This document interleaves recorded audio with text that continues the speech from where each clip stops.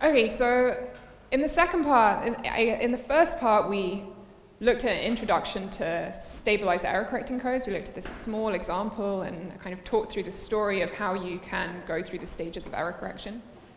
And in this part, it's really about taking that and extending it to the full surface code description. And the surface code, I'm sure many, if not all of you, have heard of this. It's the primary candidate for near-term error correction in real devices for a bunch of reasons that I'll talk about. And so hopefully we can really paint out the full picture of that code and why everyone likes it so much in the rest of this talk. And as in the last one, please do interrupt with questions if you have them. Stick your hand up and I'll try and answer them as we go. Okay, so the first thing I want to look at is go back to this small example, and if any of you have had a chance to think this through, that's great, and hopefully you found that useful. So I'm just going to start by talking through the answers to this exercise, and that leads us into the question of why we need to look further than just this one example code. Okay, so the first thing I asked was, can this code correct all single qubit errors? So there are, I guess, different ways of approaching this, but one thing you can do is simply write down all the single qubit errors and think about the syndrome that is the pattern of classical measurement information that you get out if that error has happened. So we looked at a few examples before. For example, if qubit 1 suffers an error, we check which of the stabilizers anti-commute with that error. In this case, it's just this one. All the others will give us an even parity. And so this gives us a syndrome, which here we can write as a string. So 1 for the first parity check and 0 for all the others. And you can go through this exercise for all the other single qubit errors. Obviously in this list, I'm just looking at the moment at all the single qubit Pauli X errors. So these are the ones that show up in these Z-type stabilizers. And we can write out this whole list. You can do the same thing with the X-type errors, which are going to show up, with the Z-type errors, which are going to show up in the other type of stabilizers. And when we look at this list, I mean, you can check through this. All of those syndromes, every single one is unique. So there's no element in this list that shows up more than once. And because all those things are unique, that means that if we know that there's exactly one error that's happened, and we measure a certain syndrome, we can go to this table and we can look up what happened. So remember that in practice, when you're doing this, we don't know which error has happened. All we see is this classical information. But because all of these things appear only once, when I see, say, this syndrome, and I know that there's only one error, it guarantees me that I can get the right answer. So the answer is yes. If I know there's only one qubit error, then I can fix it. Okay, so what about 2 qubit errors? And here, the number of possible combinations is very long, so it's convenient that the answer in this case is no, you cannot correct all single qubit errors. It means we can show it by looking for a counterexample.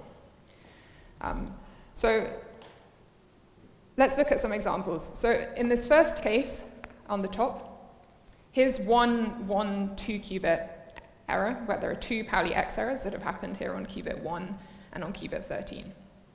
So we can look at what the syndrome is. In this case, there's a parity check here, which is going to give us an odd outcome, and a parity check here, which is going to give us an odd outcome. So this is giving us a syndrome of 1 for the first parity check and 1 for the last parity check, but 0 for everything in between. So what we can do now is go back to our list, and we could check through it.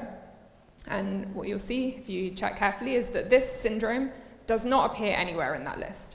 So far, so good. We've looked at a 2 qubit error. We've got a new syndrome that we shouldn't be predicting is giving a single qubit error. But now we can look at another example. So here we've got an error, an X error, that's happened on qubit 1 and another on qubit 6. So if we look at what happens in this case, there's a stabilizer here, which is touching only this one X error on qubit 6. And so this is going to give us an odd outcome. But now we look at this other one, which is in between. We haven't seen any cases like this yet. This stabilizer is touching an error, but it's not just touching one error, it's touching 2. And so this stabilizer anti-commutes with this error, but it also anti-commutes with this one. And so the overall effect is that this stabilizer commutes with the total error configuration. You can think of each one as introducing a minus sign. So I introduce one minus, and then I introduce another, and the overall effect is cancelled out. So in this case, I only see this one syndrome light up, and all the others are even. So let's see, is this? Okay, so in this case, okay, in this case, this error x1, x6 is giving me this syndrome. But I can go back to my list up here and look for that item, and there it is in my list. So there's a single qubit error, and that single qubit error is, let me write it on here. There's a single qubit error that could have happened on qubit 11 that would have given me exactly the same syndrome as this 2-qubit error that actually happened. So because all I see as a experiment actually doing this and trying to implement error correction, all I see is the syndrome, I cannot distinguish between these two cases. So if I see this syndrome, the right thing to do, is to choose the most likely error configuration, which is the one that has fewer errors, assuming they're unlikely, fairly small error rate. So this is a case that I cannot correct. This is a case where I would do the wrong thing and I wouldn't be able to correct it. So this small code is limited. It can correct all the single qubit Pauli errors, but not all of the 2-qubit errors. And this is the reason this code of a fixed size is not going to be good enough to do everything we want, everything we need to in quantum computation. And so we need to find something more. Okay, so let me say a little bit more about that. So we have this example, and we can imagine we have any fixed code of a fixed size is going to give us some amount of error suppression. So we can imagine that we have some physical error rate. This is like the rate at which the errors are actually happening on the qubits of your code. And this process of encoding that we've applied has allowed us to protect the logical information in it to give it a different error rate, a different logical error rate. And for this example that we just looked at, what we saw was it's only the 2-qubit errors that we should expect to be left, because we know we could fix the 1-qubit ones. And so if these errors are happening at some physical error rate epsilon, then we're expecting the logical error rate to be suppressed to order epsilon squared, because my dominant term is now from these 2-qubit errors.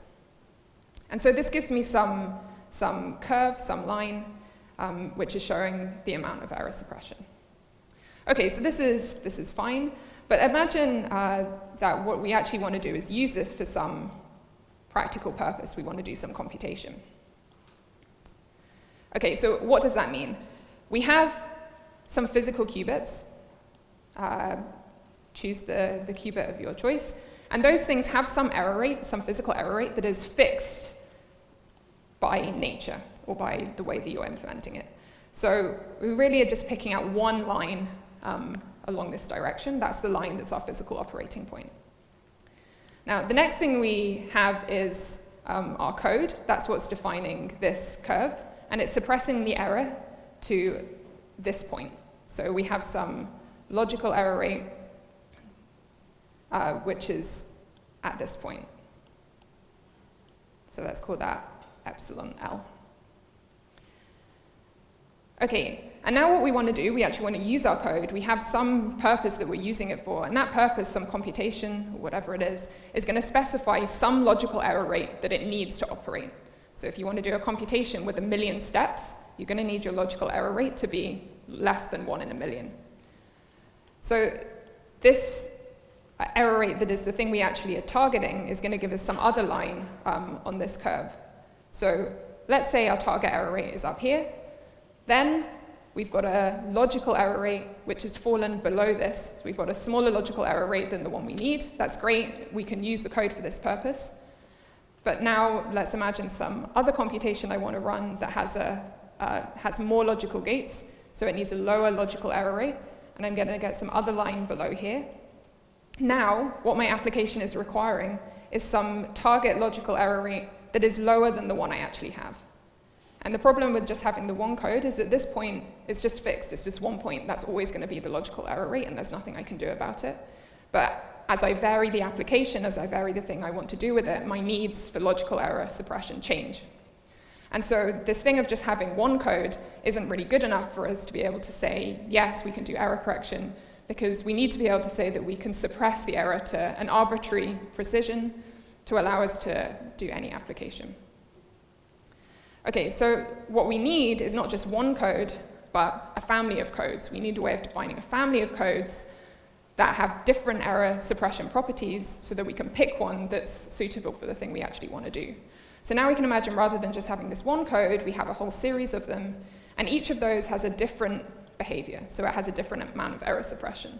So in this example, code number 1, maybe this was the one we started with, this has some particular suppression of the logical error. And code number 2 maybe is a bigger code and it suppresses the error more, and so on. And so when I have some specified value of p, this is my target logical error rate, I can look along this line and I can just pick the code, the one that performs well enough, and then select that one. So this is really a key part of quantum error correction, is this ability to define a family of codes that you can then move between to move around the logical error rate.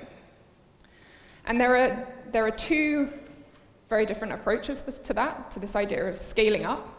If you start with one code, how can I turn it into something which has a better amount of error suppression? So let me just talk briefly through these two different approaches. So the first approach is concatenation. It's kind of easy to see how this works. So I imagine this as being my first logical qubit.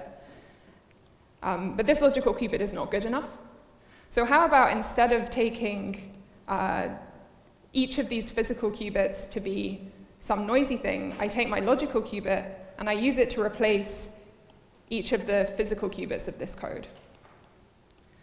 Okay, so the idea of concatenation is that you can add another layer rather than, okay, maybe I'm not going to go through all of these. You get the idea. I replace all of my physical qubits with a code itself. And what if then the code isn't good enough? Well, now I can do the same process again. So I can take this whole thing and shrink it down and use it to build up another code. Okay.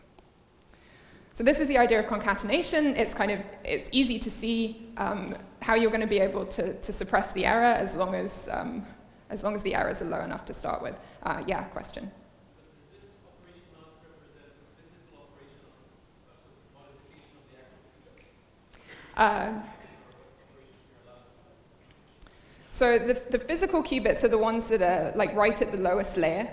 So like I zoom in and I see these are now my physical qubits. And what you should think of this as specifying, I'm not going to go through in detail, is it's a new description of the stabilizers. So when I write down my stabilizers, like we know what those were at the highest level. So I've got like this ZZZZ stabilizer. But what is that Z? This Z here now is the logical operator of this lower level code. So what this is specifying is how I describe stabilizers in such a way that I have like multiple levels of encoding. Okay. So this is concatenation. You can apply this to any type of code. You can always apply this procedure. You could have different codes at different levels. There are many options. But there's another type of scaling up, which is very special to certain types of code, called topological codes. So here's the little code from earlier, and I've conveniently picked one of these examples where you can apply this procedure. And these codes have this way of scaling up where you just need to tile them. So I don't need to do any concatenation, I just lay out more repeated tiles. And by adding more and more tiles, I'm going to suppress the error more.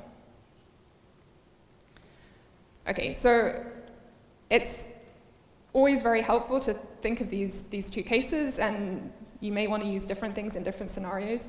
I'm only going to talk about topological codes from now on, and the reason is that for practical applications, these are much easier to think about because all of the operations that you need to do stay local. So as I make the thing bigger, all of my checks, all of my stabilizers, the things I actually have to measure, they just look the same. I'm just adding more of them. Whereas in the case of concatenation, your stabilizers, the measurements you have to make, they're becoming non-local, they're becoming very high weight, and it's hard to imagine implementing that in practice. So this is really, or this and this type of code is really the thing of choice for experiments, at least in the near term. Okay, so here's a look at a few examples of the surface code. You can see them in increasing size. They're often described by their length. So here I can just sort of count the number of tiles along them. So here this is size 2. This is 1 full tile, 2 half tiles, or 2 in this direction. This is size 3, size 4. And what you can see now, we had this error that we looked at before, this 2-qubit error, which just gave us this one syndrome, which we know looked the same as a single qubit error, and so we shouldn't be able to correct it. But when I now go up to this bigger one, this L equals 4 lattice, and I look at the same 2-qubit error in the same 2 qubits, what I can now see, I have this syndrome that has appeared, and this syndrome now is able to correct this error. So I'm no longer in the case that there's a single qubit error or an equally likely error that could have caused this syndrome. And so I can go through this process again, and I now am able to correct this error. So this is what the process of scaling up gives you. Every time you increase the size of the code, you increase the number of errors that you're able to correct. And so we're increasing the error suppression. Okay. Yeah. Yeah.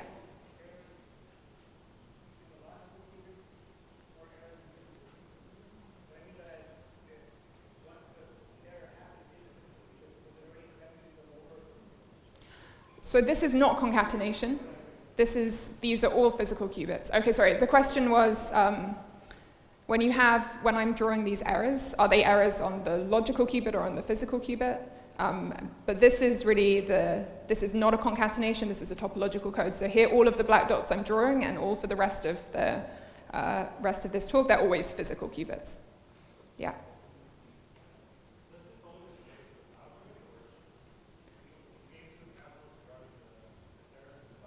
Mm-hmm.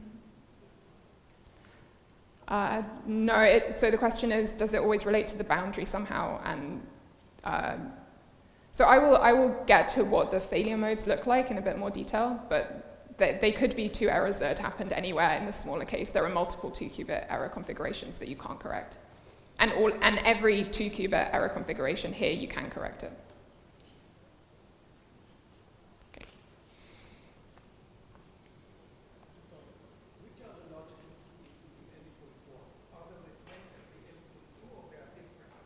So they're the same kind of structure, and I'm going to come to what the logical operators look like in a bunch more detail. They're not exactly the same qubits because they're bigger.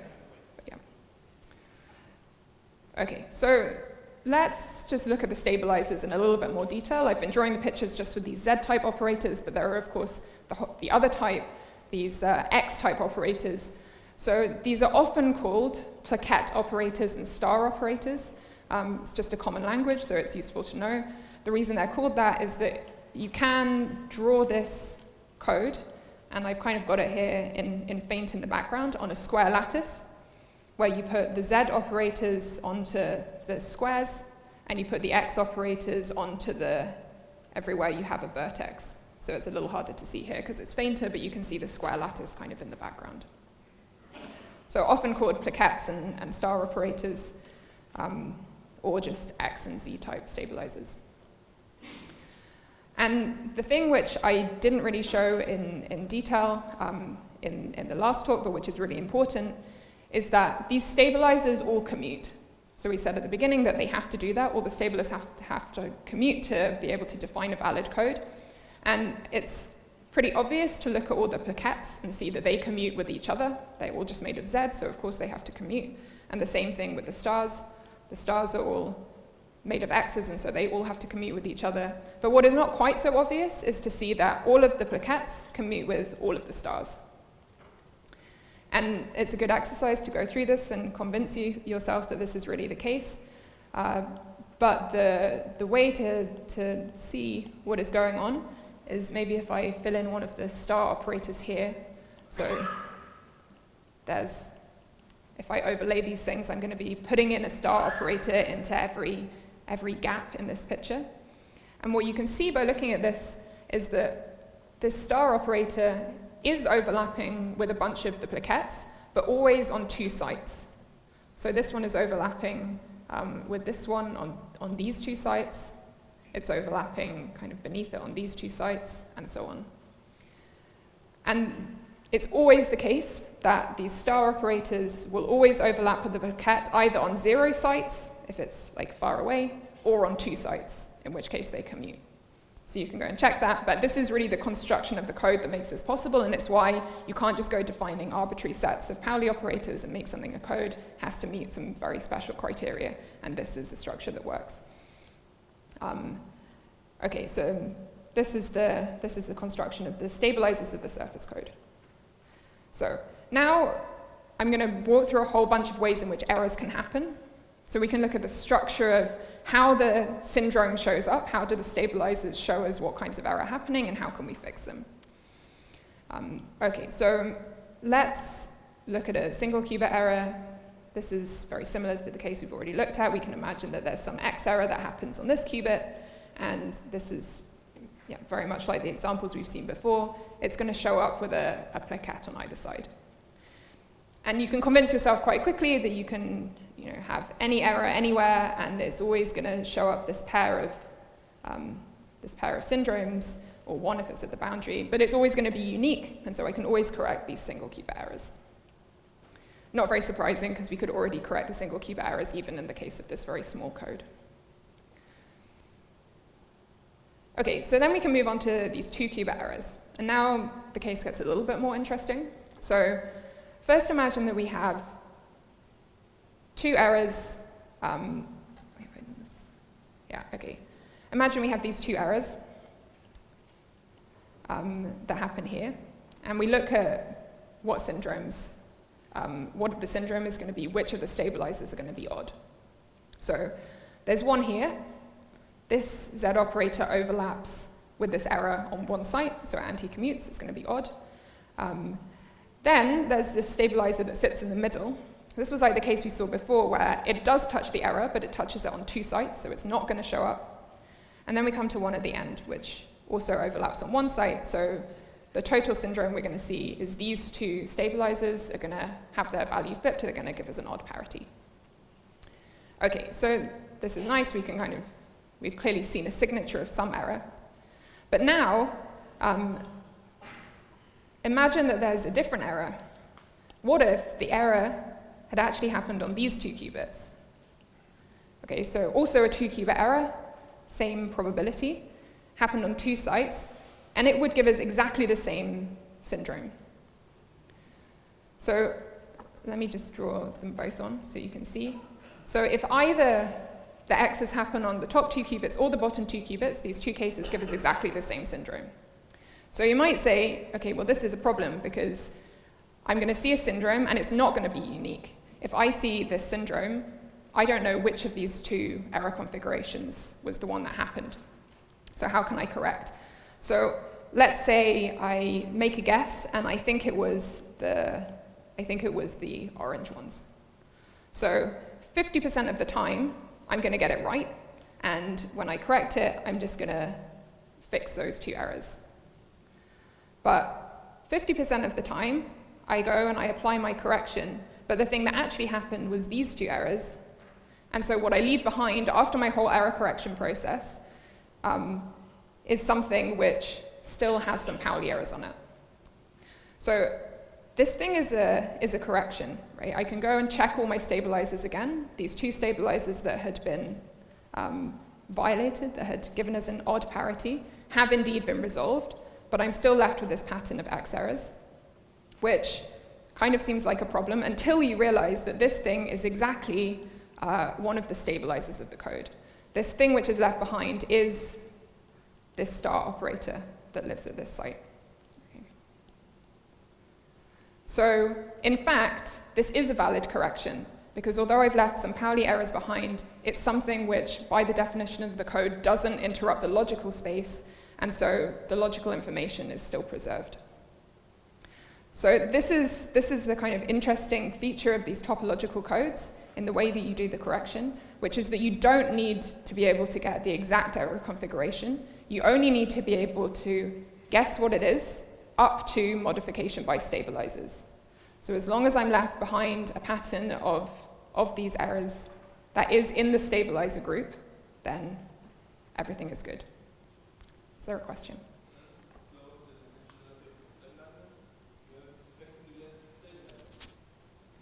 No, so this thing is still a stabilizer. Oh, sorry, the question was, has this changed the dimensionality of your stabilizer group?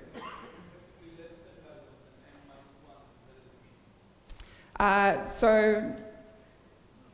what I can think of this as being is applying a stabilizer. So some error happened, and I did some extra operations, but the total effect is I just applied a stabilizer operator. The code is an eigenstate of those operators, so I can apply the operator, and the code state itself isn't changed. So I haven't changed anything about the stabilizers. This thing is still a stabilizer, and I can still go and measure it. Yeah.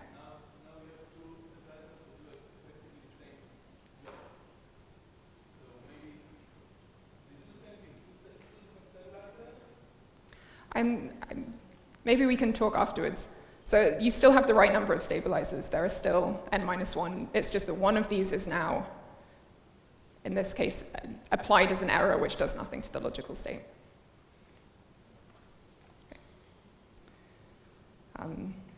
Okay, so this is this first example with this 2-qubit error. The first place you see that you can apply this correction, there is something which is in the stabilizer group. And now you can start to look at more interesting examples, so things which are longer or bigger errors. So now we can maybe imagine that we see some error happening like this, some long kind of chain of errors. And we can look at which of the stabilizer checks are going to be giving us an odd outcome.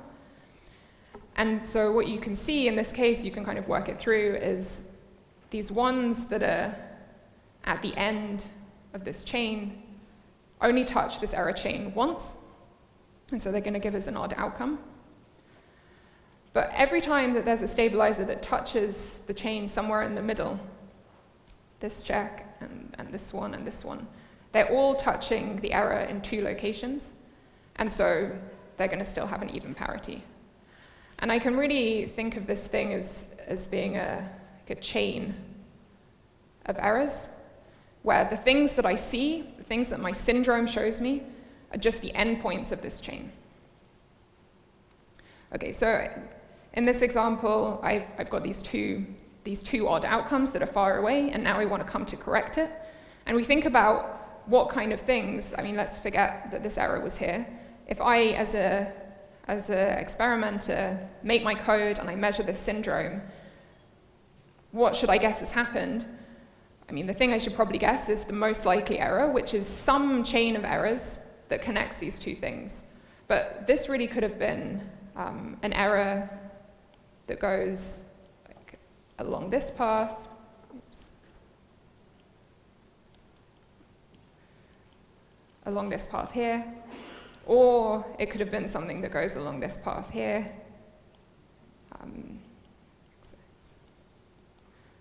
And so on. And you can, in fact, choose many paths that would connect these 2 points, and all of these would cause the same syndrome. And so in this example, we see the same thing again. Like, let's imagine that what actually happened was these pink X's, and then what I guessed had happened and tried to correct was these orange edges. What I'm left with after I've done that, my syndromes get fixed, but I'm left with this circle of X's. So in this case, you look at that, and it's not directly one of our stabilizers that we're going to measure. Like, it's not one tile.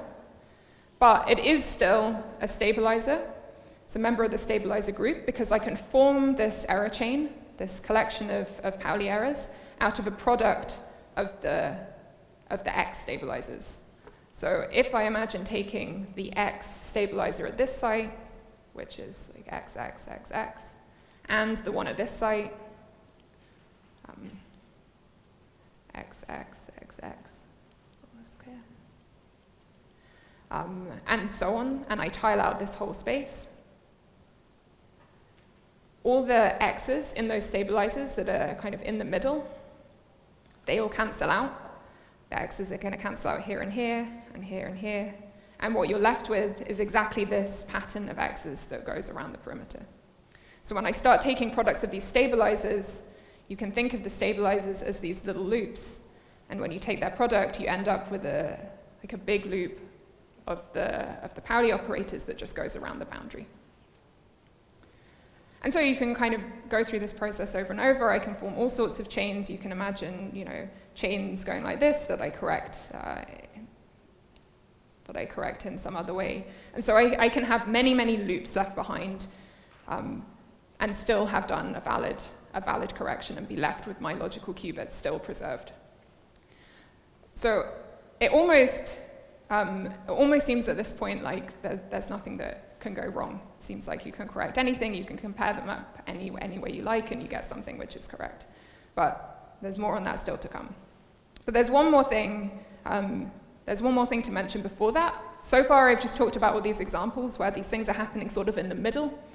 And when that happens, you always have two syndromes that turn up at the end of these error chains. Anything where you have a separate error chain, you see these two odd parity outcomes. But there's something else that can happen, which is that you get an error that happens right at the boundary of the code. So let's say I have an X error that happens here. Maybe I have a few in a chain. Now in this case, I'm going to see the end of the chain at this end. That's going to give me an odd parity. These two both touch two errors, so I'm not going to see them. And then the other end that I was expecting to be there has sort of been absorbed into the boundary, and I don't see anything. So there are some cases where you can see just a single odd parity outcome. And these things you can look at and say, well, they can connect to the boundary. And in this case, the same thing happens, that it's still possible that I need to form these loops. So I could correct this thing wrongly. I mean, let's say I decided to do a correction that went like this. And I connected, I chose an error chain that was matching to the boundary, but in a different place. And I look at what I have left behind. This thing is, again, the product of these stabilizer operators, of the X-type parity checks. It's a product of this one, and this one. And now, I have a picture here. What you're seeing, and the reason that this can happen, is we have these kind of special operators at the boundary, these three-body operators. So everything in the middle of the code is looking the same.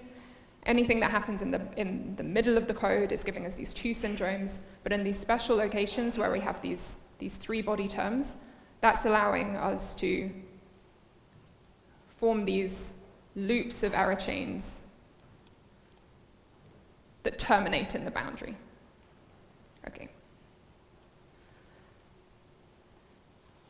Okay, so I've given you a whole bunch of examples, all of which you can pretty much choose any correction, and you end up with something which is successful, because anytime you close these loop and you match these things together, you end up with a successful correction. But there are cases where this thing can fail, and let me show you one of them. So we've seen that you can have this thing kind of coming from the boundary, but what if the chain in this case, this series of X errors, happened to be so long that it went across more than half of the code? I measure my stabilizers, and what I see is just this one stabilizer giving me an odd outcome.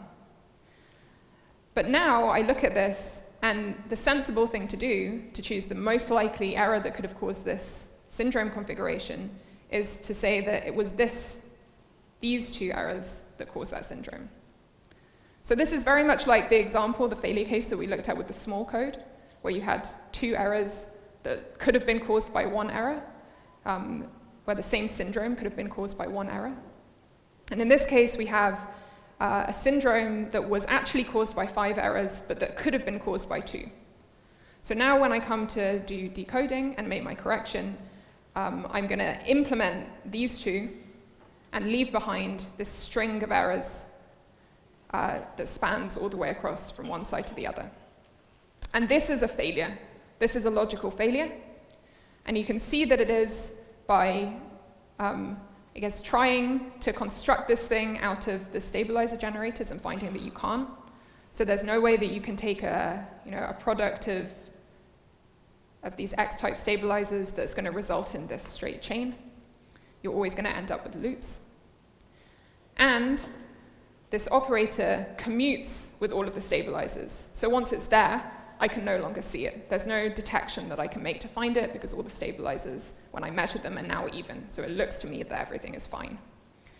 So this is really a case where the code has failed and you've introduced a logical error.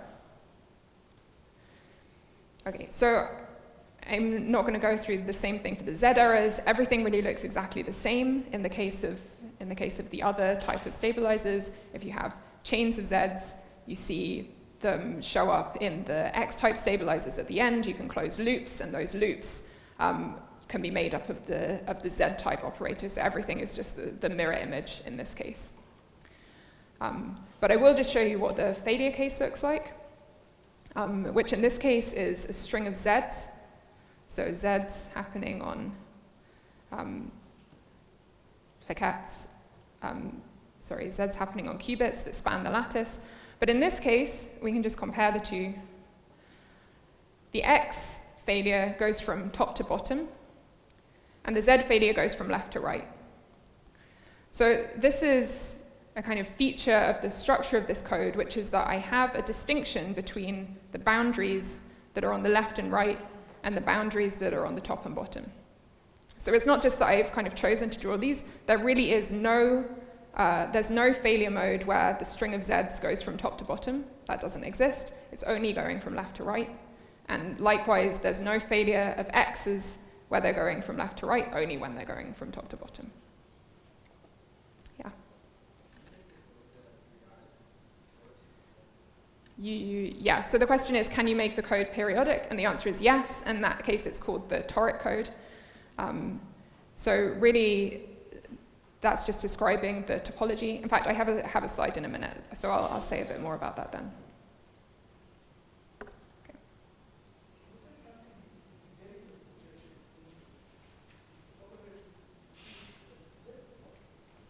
Sorry, could you repeat the question?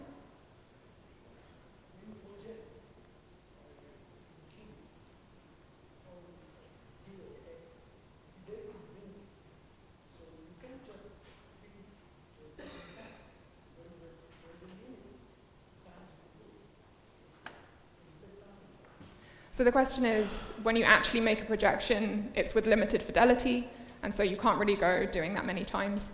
So yeah, at the moment, I'm talking about the case where we're saying that noise happens to the qubits, but my measurement on them is perfect.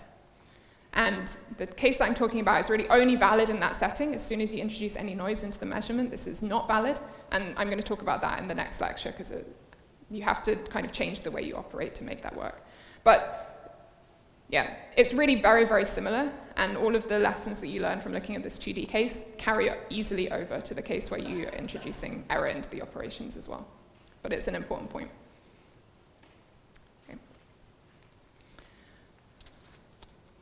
Okay, so what we've seen is these two failure modes. There's the failure mode of the X errors, there's the failure mode of the Z errors.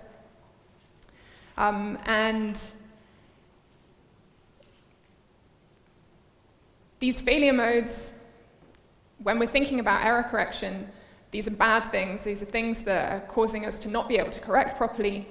But they're also, the flip side of that is that these are the operators which are allowing us to actually access the information. So the failure modes are the logical operators. By definition, you can kind of see that this is true. If I'm ending up with some error that I can't detect, but which is messing with my logical information, then that's something which is intrinsically able to address and manipulate the quantum information. So generally a kind of good way to try and figure out what the logical operators are, which is to look for the failure modes of your error correction, and then check that those things behave the way you expect, and indeed these things are. Here are my two operators. I can just see, I've seen already that they commute with all the stabilizers, and I can see here that they anti-commute because they overlap on exactly one qubit. Okay, so let me just say a couple more short things just to finish off. So the first thing is that maybe it's kind of become clear from looking at these examples why these things are called topological codes. The logical operations are these non-local objects. They're things which span all the way across the code from one side to the other. The stabilizers, these are these local operations, these things that form loops, things that are homologically trivial.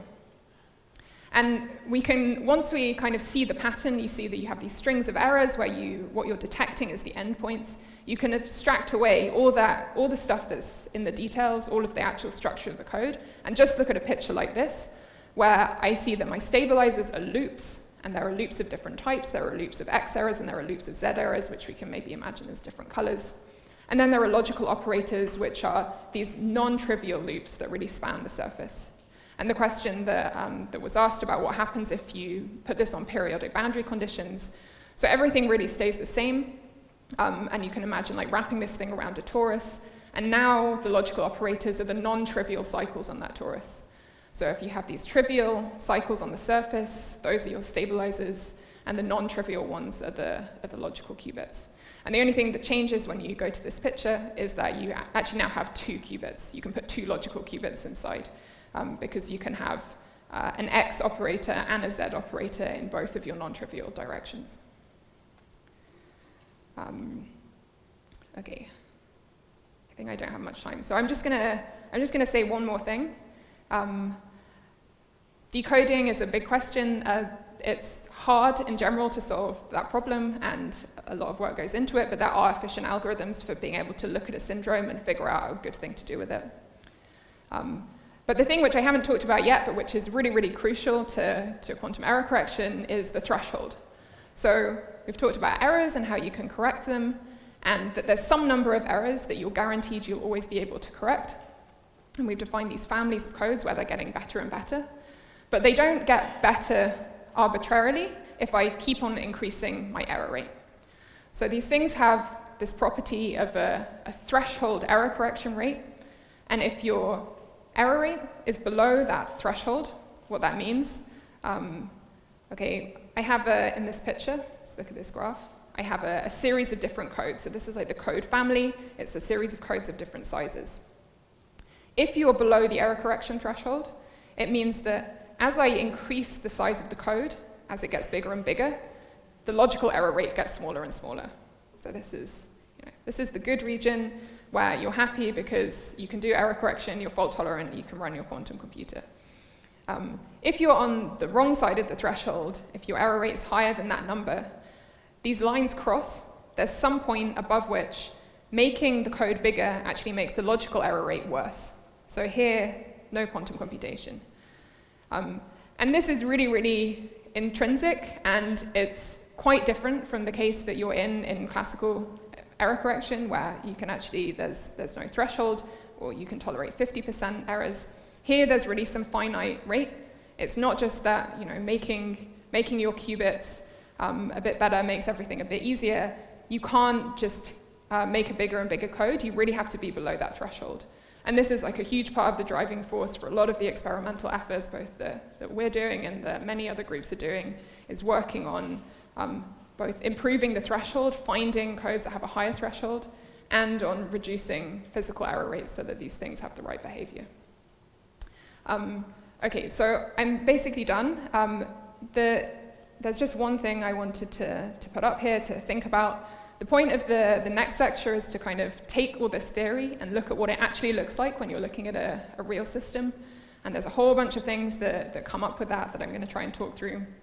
But one crucial thing that I haven't talked about yet is how do you actually measure these stabilizers? The stabilizers are the key component. It's the thing that you're doing over and over and over again to actually build one of these codes. And you can't just do a 4-body interaction with general physical systems, so you need a way of turning it into gates. And so it's a useful exercise to go through and check that this circuit, if you're interested, will do a parity projection, will do one of the measurement of these ZZ stabilizers. So yeah, I'll leave it there and take some questions if there's a little time.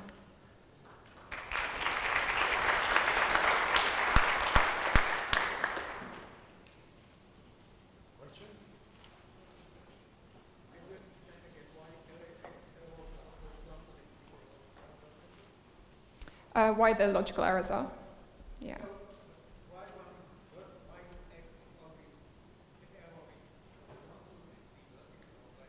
Yeah.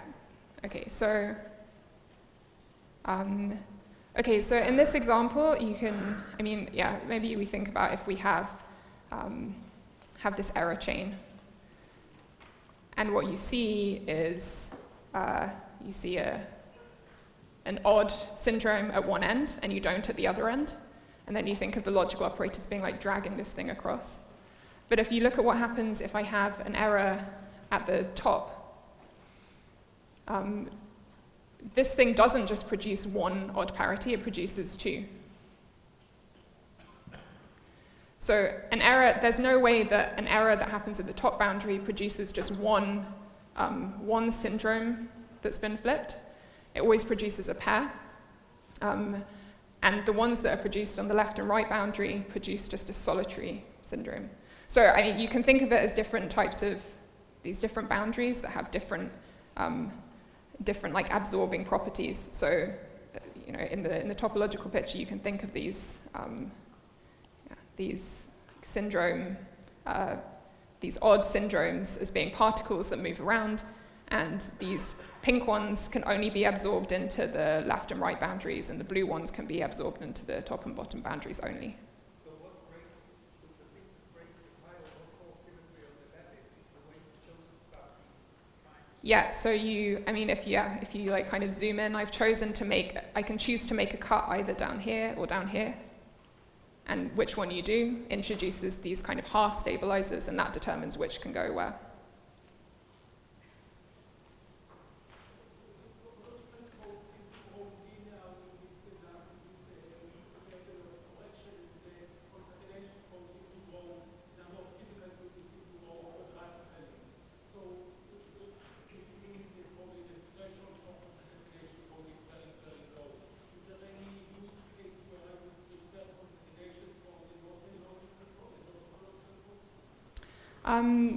Yeah, that's a good question. The question is, it seems like the improvement of when you're scaling up a topological error correction code, it seems better than with a concatenated code. I think that's not always true. So I haven't studied concatenated codes, and I don't have an intuition for what their threshold behavior is like. But I expect that there are certain regimes, so it's not just one answer. Even if the threshold is lower, it may be that there's a place where the logical error rate is better suppressed if I have a low logical error rate. So I think it's unlikely that you want to do concatenated codes for physical things at the low level, because the error rates on physical qubits are high.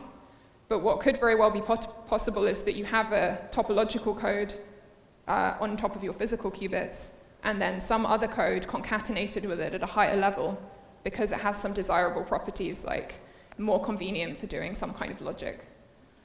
So this is the kinds of things people think about. I don't think anything is ruled out.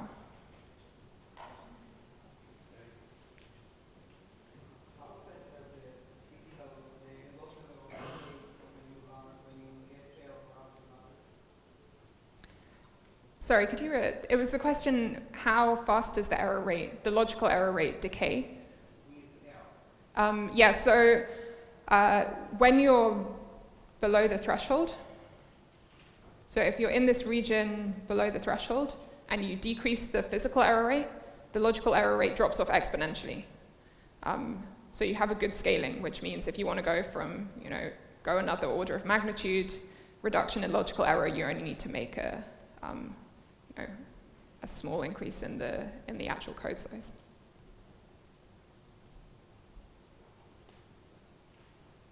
So how would it increase with the dimensionality of the graph, adding more neighbors to the physical qubits? You're talking about the dimensionality of the code? If you add more neighbors available to the physical qubit, Yeah. The logical error rate? Yeah, so that's a good question, and I think there are many answers. So the question is, if you increase the number of neighbors of the qubit, what does that give you? So Codes of high dimensionality have a bunch of properties that people like. They can have a more convenient way of doing logic compared to this kind of code. But in general, their thresholds, okay, so thresholds can be lower because you're having to do more operations. It's also physically hard to see how you'd build that.